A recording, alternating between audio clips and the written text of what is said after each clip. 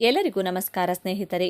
ರಾಹುವನ್ನು ವೈದಿಕ ಜ್ಯೋತಿಷ್ಯ ಶಾಸ್ತ್ರದ ಪ್ರಕಾರ ಮಾಯಾವಿ ಹಾಗೂ ಪಾಪಿಗ್ರಹ ಎಂಬುದಾಗಿ ಪರಿಗಣಿಸಲಾಗುತ್ತದೆ.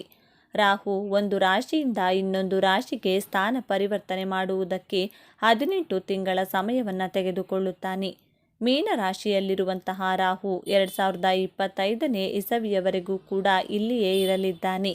ಸದ್ಯಕ್ಕೆ ಉತ್ತರ ಭಾದ್ರಪದ ನಕ್ಷತ್ರದಲ್ಲಿರುವಂತಹ ರಾಹು ಆಗಸ್ಟ್ 16ರಂದು ಈ ನಕ್ಷತ್ರದ 3ನೇ ಸ್ಥಾನಕ್ಕೆ ಕಾಲಿಟ್ಟಿದ್ದಾನೆ. ಈ ಸ್ಥಾನದಲ್ಲಿ ರಾಹು ಡಿಸೆಂಬರ್ 2ನೇ ತಾರೀಕಿನವರೆಗೂ ಕೂಡ ಇರಲಿದ್ದಾನೆ. ಇದರಿಂದಾಗಿ ಯಾವೆಲ್ಲ ರಾಶಿಯವರ ಗೋಲ್ಡನ್ ಟೈಮ್ ಪ್ರಾರಂಭವಾಗುತ್ತದೆ ಎಂಬ ಮಾಹಿತಿಯನ್ನು ಪಡೆದುಕೊಳ್ಳೋಣ ಬನ್ನಿ. ಅದಕ್ಕೂ ಮುಂಚೆ ನೀವಿನ್ನು ಚಾನಲ್ಗೆ ಸಬ್ಸ್ಕ್ರೈಬ್ ಆಗಿಲ್ಲ ಅಂದರೆ ಈಗಲೇ ಸಬ್ಸ್ಕ್ರೈಬ್ ಆಗಿ, ಹಾಗೆ ವಿಡಿಯೋಗೆ ಲೈಕ್ ಮಾಡಿ, ವಿಡಿಯೋ ಸ್ಕಿಪ್ ಮಾಡದೆ ಕೊನೆ ತನಕ ನೋಡಿ. ಕನ್ಯಾ ರಾಶಿ. ಈ ಸಮಯದಲ್ಲಿ ಕನ್ಯಾ ರಾಶಿಯವರ ಜೀವನದಲ್ಲಿ ಸಾಕಷ್ಟು ಸಮಯಗಳಿಂದ ಮುಗಿಯಬೇಕಾಗಿರುವಂಥ ಕೆಲಸಗಳು ಕೊನೆಗೂ ಕೂಡ ಯಶಸ್ವಿಯಾಗಿ ಪೂರ್ತಿಗೊಳ್ಳಲಿವೆ.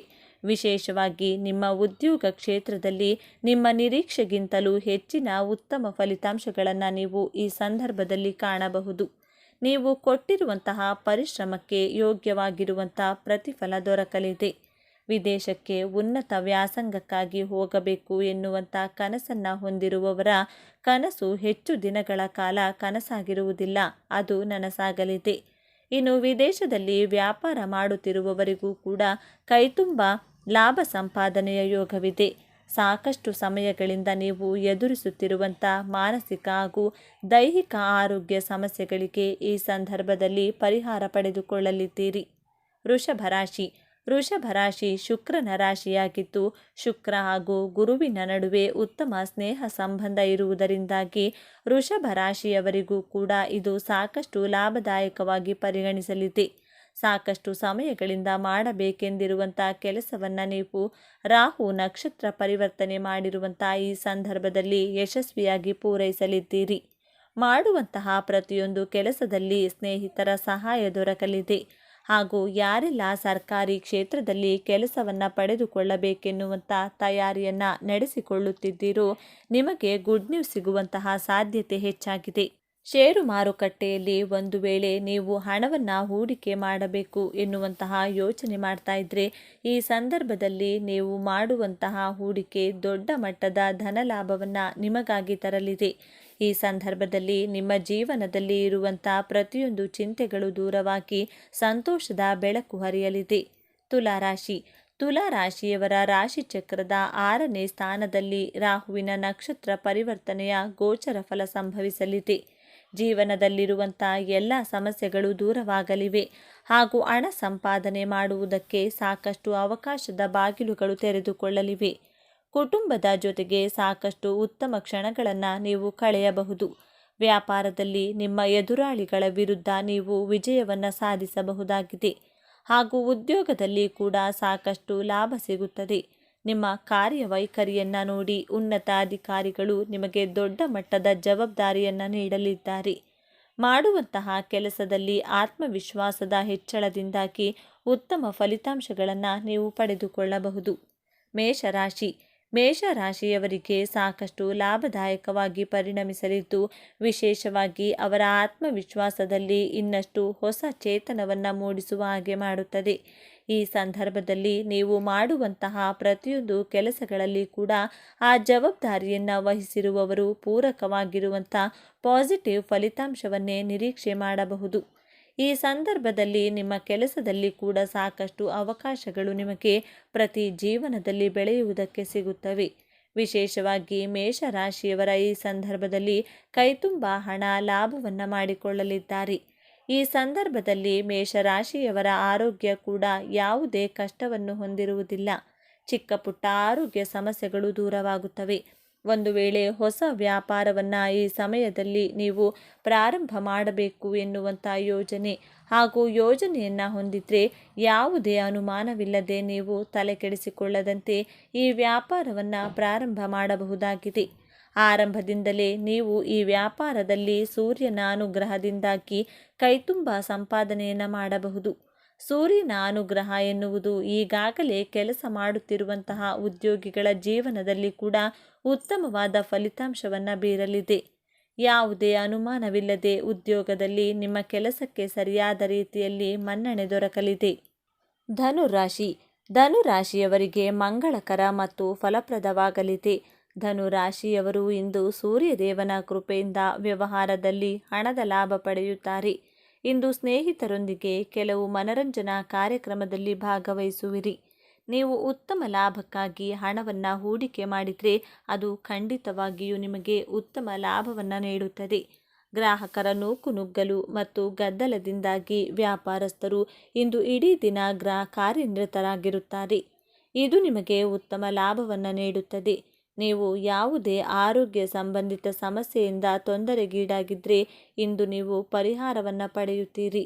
ನಿಮ್ಮ ರೋಗ ನಿರೋಧಕ ಶಕ್ತಿ ಬಲಗೊಳ್ಳುತ್ತದೆ. ನೀವು ಧಾರ್ಮಿಕ ಚಟುವಟಿಕೆಗಳಲ್ಲಿ ಆಸಕ್ತಿ ಹೊಂದಿರುತ್ತೀರಿ. ಅದು ನಿಮಗೆ ಮಾನಸಿಕ ಶಾಂತಿಯನ್ನು ನೀಡುತ್ತದೆ. ಕುಟುಂಬದ ಸದಸ್ಯರ ವಿವಾಹದ ವಿಷಯ ಮುಂದುವರಿಯಬಹುದು. ಇದರಿಂದಾಗಿ ಮನೆಯಲ್ಲಿ ಹಬ್ಬದ ವಾತಾವರಣವಿರುತ್ತದೆ.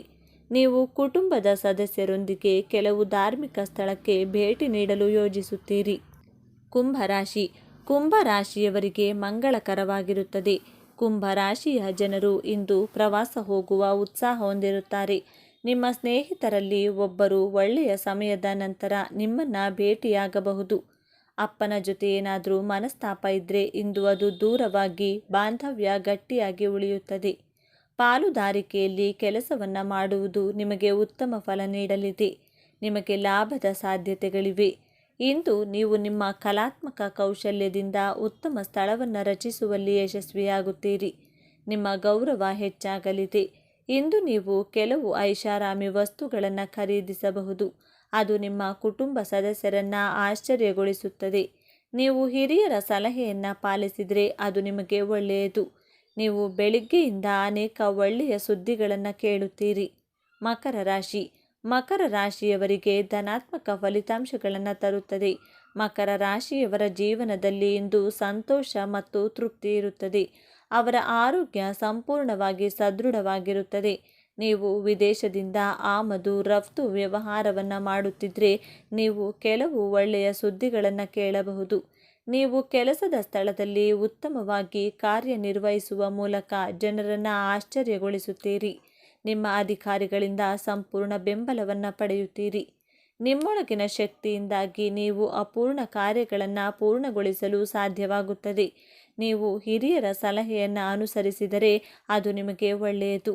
ಇಂದು ಲಕ್ಷ್ಮೀ ದೇವಿಯ ಆಶೀರ್ವಾದದಿಂದ ನಿಮ್ಮ ಸೌಕರ್ಯಗಳು ಹೆಚ್ಚಾಗುತ್ತವೆ. ಹೊಸ ಭೂಮಿ, ವಾಹನ, ಮನೆ ಇತ್ಯಾದಿಗಳನ್ನು ಖರೀದಿಸುವ ನಿಮ್ಮ ಆಸೆಯು ಈಡೇರುತ್ತದೆ.